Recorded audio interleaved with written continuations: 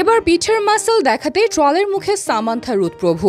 দক্ষিণী সিনেমার এই তারকা ব্যক্তিগত জীবনের নানা ঝড়ঝাপটা সামলিয়ে জটিল রোগের মধ্যেও নিজেকে ফিট রাখার কাজে একদম কমতি রাখছেন না। সামান্থার ফিটনেস যাত্রার মূল ভিত্তি শৃঙ্খলা এবং ডেডিকেশন, যা প্রতিনিয়ত প্রমাণিত হচ্ছে। 21 নভেম্বর ইনস্টাগ্রামে একটি ছবি শেয়ার করে অভিনেত্রী জানিয়েছেন, আগে তিনি কখনোই বিশ্বাস করতেন না যে তার পিঠ এত শক্তিশালী হতে পারে। কঠোর প্রশিক্ষণ সেই ধারণা সম্পূর্ণ পাল্টে দিয়েছে। তিনি ক্যাপশনে লিখেছেন, কয়েক বছর আগে আমি মনে করতাম শক্তিশালী পিঠ আমার জিনে নেই। অন্যদের দেখতাম এবং ভাবতাম এটা আমি কখনো হতে পারবো না, কিন্তু আমি ভুল ছিলাম। সত্যি বলতে আমি খুশি।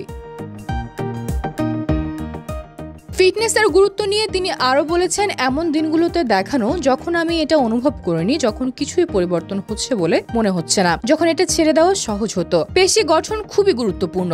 শুধু আপনি কেমন দেখাচ্ছেন তার জন্য নয়, আপনি কিভাবে জীবনযাপন করেন, আপনার বয়স সব। আপনার বয়স বাড়ার সঙ্গে সঙ্গে শক্তির প্রশিক্ষণ আপনার সেরা বন্ধু হওয়া দরকার।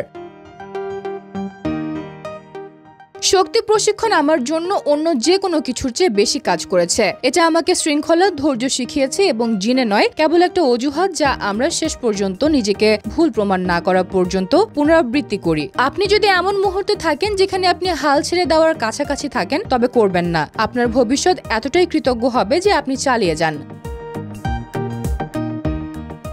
সামান্থার এই পোস্টে কিছু ট্রলারও কমেন্ট করেছেন। একজন তাকে রোগা বলে উল্লেখ করেছেন, আরেকজন লিখেছেন এতটা অনুশীলন করা উচিত নয়। তবে অভিনেত্রী কড়া জবাব দিয়ে লিখেছেন, যখন আমার প্রয়োজন হবে তখন আমি আপনার পরামর্শ নেব।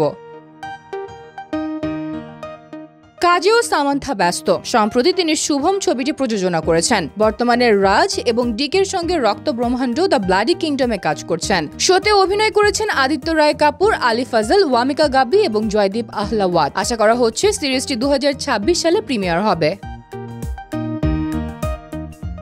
সামান্থার ফিটনেস যাত্রা ধৈর্য এবং অধ্যাবসায় প্রমাণ করে বয়স, স্বাস্থ্য সমস্যা বা সমালোচনা তাকে থামাতে পারে না। তারই উদাহরণ দেখাচ্ছে কঠোর পরিশ্রম, শৃঙ্খলা এবং আত্মবিশ্বাস মিলিয়ে যে কেউ নিজের সীমা ছাড়িয়ে যেতে পারে। সামান্থা শুধু পর্দার চরিত্র নয়, বাস্তব জীবনের ক্ষেত্রেও অনুপ্রেরণার প্রতীক।